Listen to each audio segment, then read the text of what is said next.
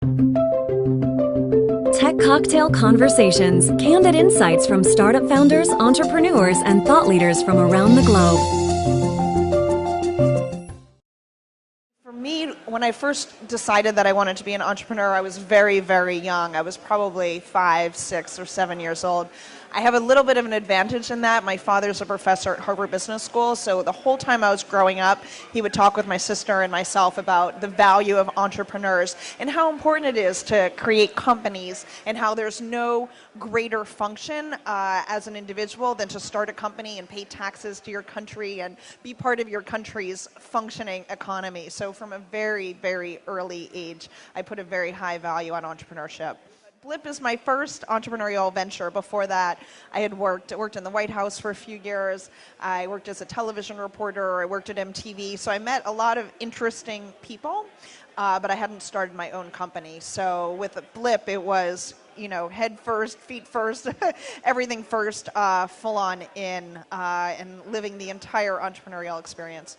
I think the most interesting thing you learn is that you're going to learn along the way, and that, yes, you're going to make a lot of mistakes, but the most important thing is just to keep making decisions, because if you don't make decisions, then you're deciding that inertia is the best thing, or that whatever is happening at this moment is the best thing that could happen. So you have to be willing to put yourself out there. You have to be willing to not look at 20-page analyses of what will happen if we make this decision versus that, because you don't have enough time to do that. That you just have to go for it and trust your gut and keep pushing forward.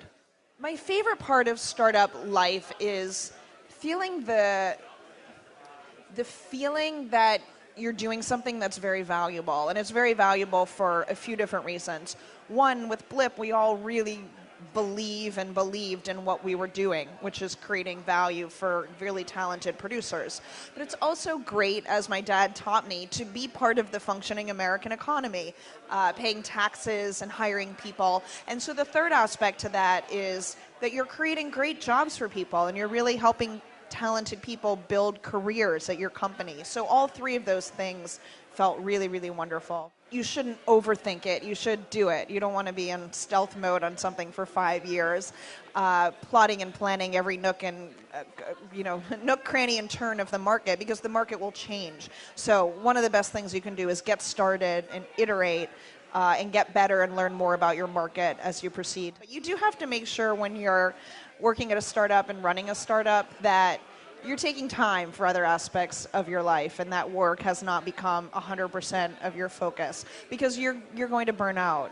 We always said we're in for the marathon, not the sprint, and it's important to do that. It's important to take time for your family and time for your friends and your passions, whether it's yoga or reading books or playing football or whatever it is. You can't forget about all of that. Nobody can work 24 hours a day and stay at that for 7, 8, 9, 10 years. We basically saw that independent producers at that time had no one place that could accomplish everything that they needed to accomplish with their shows. And there was no place where they could make money creating web shows. So the inspiration was to, let's be the media company for all of these really talented independent producers. We'll make it easy for them to host their series. We'll make it easy for them to distribute those series across the web and to the TV set, whether it's through TiVo or Sony televisions or Vizio televisions.